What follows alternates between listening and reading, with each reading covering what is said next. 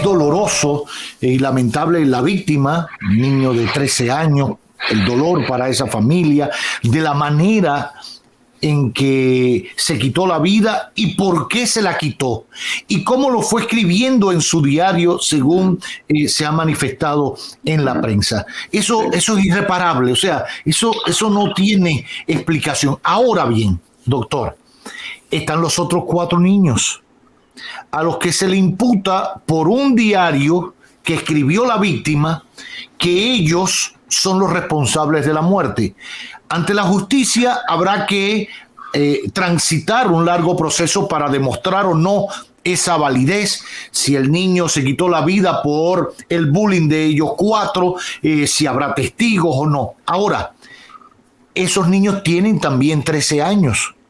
Y lo que hicieron, y usted lo comenzó diciendo en esta conversación, parte quizás de la ingenuidad infantil, de la ingenuidad de la adolescencia, del creerse un poquito mayores y entonces enfrentan a aquel porque lo ven más tímido y es el de la fortaleza sobre el débil, etcétera, etcétera. ¿Cómo lo digo para que el número de víctimas no aumente de 1 a 5? Y cuando hablo de víctimas no es necesariamente porque esos 4 se quiten la vida también, sino porque van a recibir la repulsión social, la repulsión de sus compañeritos, la repulsión de su familia quizás, como a la par del proceso judicial que deben llevar, porque es lo que manda la ley, hay que tratar a esos niños en esas circunstancias. Sí, y en realidad las condenas. Francia tiene una ley que tiene apenas 1 año, que efectivamente hace de este tipo de acoso una situación penal. Pero evidentemente estos niños no van a prisión. Si fueran un poco más grandes, si estuviesen por encima de los 16, podrían estar en un reformatorio, efectivamente. Pero teniendo la edad que tienen, no van en prisión. Y en general, y lo mismo en la República también, lo que sucede, la pena, entre comillas, es efectivamente a que sean acompañados, eventualmente a distintos tipos de tareas sociales, más en un camino de comprensión que en un camino de aislamiento en una prisión. Yo no creo que, aunque estén, lo que se va a demostrar es, ellos ya dijeron que ellos efectivamente se mofaban de él, sí, y que habían... Pero si realmente se prueba algún nivel de culpabilidad o de implicación de sus acciones, y eso lo van a tener que buscar. En Francia la justicia es muy cuadrada, es muy simple, o lo prueban o no lo prueban, pero si lo terminan probando, efectivamente, y la condena aparece, la condena será siempre más que nada en el sentido de una obligación de tratamiento, una obligación de acompañamiento y eventualmente una obligación de reparación social. La madre inclusive de este muchacho, interviniendo ayer después de la intervención del fiscal que pidió efectivamente la inculpación en términos de preventivo, ¿no? La inculpación de estos muchachos en lo que va de hacer el juicio, que la construcción de la carpeta del dossier.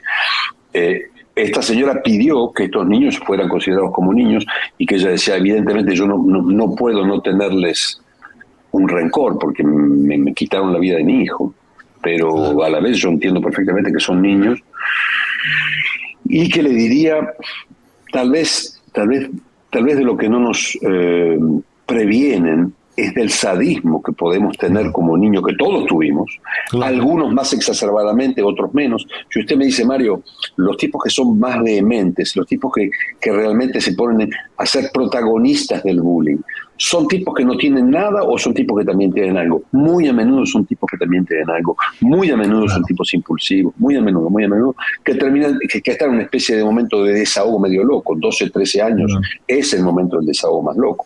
Va a haber, diría, entre los 13 y los 16 es el momento más hostil. Después, a partir de los 16, 17, el sujeto vuelve a calmarse. Y eso tiene que ver con una evolución neuronal, no tiene que ver con un auge de la criminalidad de los 12 o 13 años en el mundo. Siempre fue así, es hoy seguramente, y eso tal vez una pequeña línea para decir que evidentemente el pequeño jueguito de los medios, de Insta, eso es para este tipo de situaciones. Letal. Ahora, una cosa, doctor. Antes hemos hablado del pasado, ¿no? De otras épocas donde siempre ha existido, antes no se llamaba bullying. Yo recuerdo que a mí me mofaban y ahora que usted hace referencia a que el agresor también parte de un complejo o de una condición, claro, donde no se ve favorable y busca resaltar de otra manera. Recuerdo que quien me mortificaba, el otro día nos vimos y nos reíamos tremendo, un joven Garay, vive recuerdo, no de nombre, pobrecito. No bueno, de nombre. Sí, pero él es pequeñito, más chiquito que usted, que ya es mucho decir, pero pequeñito, y él se mofaba de mí porque yo era gordito, y estábamos siempre en esa discusión, y a veces me esperaba, yo iba por tal lado, y él me esperaba para decirme cosas y tirarme piedra y cosas de esas. Ahora, a mí nunca me pasó por la cabeza que el desenlace o la solución a mi problema con Garay, hasta que nos bajamos un día, fuera quitarme la vida. En estos tiempos, cualquiera diría, ¿es que ha aumentado eso como solución al bullying? ¿O es que antes, ante la falta de redes sociales, la gente también se quitaba la vida, o adolescentes buscaban eso como una solución, pero no lo conocíamos porque no era público, porque quizás no tenía una relevancia que le damos hoy en la sociedad? ¿Siempre ha sido así? Siempre ha existido, le diría, muy probablemente, como se lo subrayaba hace unos segundos, muy probablemente el tema de los medios, el tema desde la época ¿se acuerda cuando empezó con que los muchachitos comenzaban a escribirse así, que no sé cómo se llamaba, que se escribían por computadora, pero le estoy hablando de los años, antes de los años 2000. En ese momento empieza una especie de seguimiento grupal, y como diría Bill Gates, que la computadora no fue ninguna revolución, la revolución fue cuando conectaron una computadora a otra computadora. Entonces, en ese momento, efectivamente, se crea un terreno post salida del colegio, que efectivamente escriben, que se comenta, que puede subir imágenes, etcétera, etcétera, etcétera. Agrégale a eso una discriminación cada vez más fuerte. Yo lo que le diría es, evidentemente, cuando estos casos sobrevienen, y es lo que a usted no le pasaba, este muchachito le hablaba, usted no tenía una autocrítica dolorosa, hiriente, usted no tenía un acabramiento de palabras que ya usted tenía en usted mismo y que este muchachito confirmaba con su manera de ser. Entonces, probablemente lo que le pasó a este hombre es que él tenía una fragilidad. Y donde tendríamos que haber efectivamente sido eficaces era en adivinar, entre comillas, que la fragilidad estaba ahí, y desde el principio ponerla arriba de la mesa cuando hablábamos con él, cuando se lo presentó a una clase, cuando hubo el primer problema, y decir lisa, clara y llanamente, este hombre tiene una fragilidad, delante de todo el mundo. Entonces, el que le pega, le está pegando a un tipo frágil. Usted no tenía esa fragilidad, entonces los comentarios de su compañero efectivamente quedaban como un golpe moral contra un golpe moral. Usted le decía una, él le decía la otra, y 10 minutos después pensaron otra cosa. Este muchachito, para que él esté escribiendo y escribiendo y escribiendo de lo que eso testimonia, es que eso seguía adentro de su cabeza, hubiese seguido muy probablemente aún sin estos muchachos. Hubiese tal vez sido menos doloroso, lo hubiese podido atravesar de otra manera, o lo hubiese podido sobrellevar de alguna otra manera, no lo sabremos nunca, pero en todo caso, el peligro concreto viene efectivamente cuando no tomamos la precaución de identificar a aquel que está sufriendo. El que está sufriendo tiene que ser identificado, y el mundo entero, la clase entera, tiene que estar al corriente de que eso es así, tranquilamente, y no de otra manera.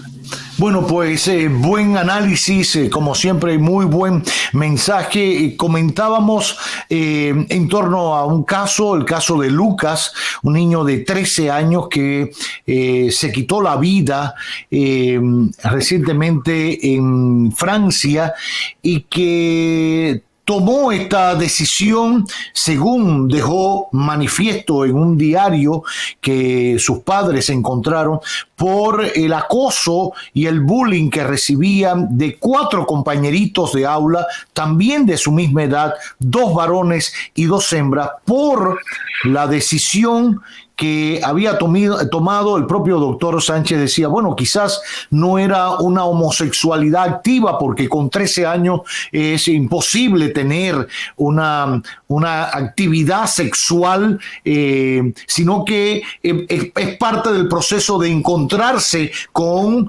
la sexualidad que quiere. Ya se ha discutido en otro momento, uno nace con una sexualidad, un sexo biológico, pero mentalmente se ve de otra manera, y ahí comienza un debate que la adolescencia es caldo de cultivo importante para ello. Lo importante de todo esto, lo decía el doctor al final y lo subrayo, si usted está pasando por una condición igual en su adolescencia y nos está viendo y nos ha escuchado, si usted conoce a alguien que está en esas circunstancias, no se lo calle. No lo grite tampoco a los 4 vientos, no hay que hacer de eso un show, pero es importante estar en contacto con su familia. Si usted es un afectado por este nivel de bullying, tenga toda la confianza del mundo para hablarlo con sus padres y para que sus padres le hagan saber a la escuela. Y así como decía el doctor, hay nuevas técnicas para solucionar estos conflictos, por llamarle de alguna manera, propios de la edad, que se da incluso buscando un mediador dentro de los propios niños, que la escuela conozca que se está transitando por este trauma, que la escuela y el psicólogo que atiende el aula, etcétera, tengan conocimiento pleno para que el tránsito hacia la solución sea más llevadero y tenga una solución. Que la solución nunca sea la muerte, en el peor de los casos, o que el niño deje de ir a la escuela porque no se siente partícipe de ella y pierda la docencia y pierda los cursos, y ahí comienza un proceso de marginación y de marginalidad que es a veces irreversible y doloroso. Y usted al final de la historia dice, ¿y por qué no me ocupé a tiempo? ¿Y por qué no se lo dije a mi papá y a mi mamá? ¿Y por qué yo, siendo papá y mamá, no tomé la decisión a tiempo, sin cosas bruscas ni nada por el estilo? A tiempo todo tiene solución en la vida. Lo único que no tiene solución en la vida, y es lo único y seguro que tenemos, es la muerte.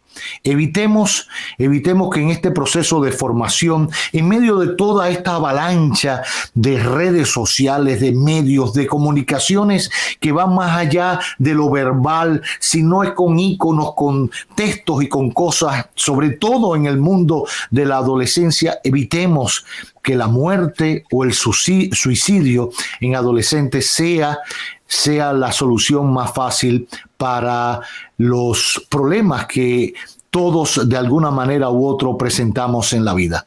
Doctor, gracias por traer el tema. Le daremos seguimiento a este tema lamentable de Lucas en Francia. Como bien usted decía, los 4 niños fueron interrogados por el fiscal. Asumieron realmente que se mofaban del pequeño, tal y como el pequeño contaba en el diario. Ha dicho que no serán detenidos, pero que estarán en un proceso abierto en la justicia para encontrar su culpabilidad o no. El doctor Mario Sánchez, gracias por acompañarnos. Qué bueno tenerlo de regreso. Se le ve hasta más joven, ¿eh? Sí, me estoy acercando mucho de usted y eso creo que me hace bien. Ya. Y esto no es bullying, esto no es bullying. Esto no es bullying. No, porque me había dicho Miralba como que usted estaba en un proceso de cirugía estética o algo. No, hasta ahí no llegué. No me aceptaron. No aplicaba. El doctor Mario Sánchez acompañándonos en este magazine que para él y nosotros sí tiene nombre.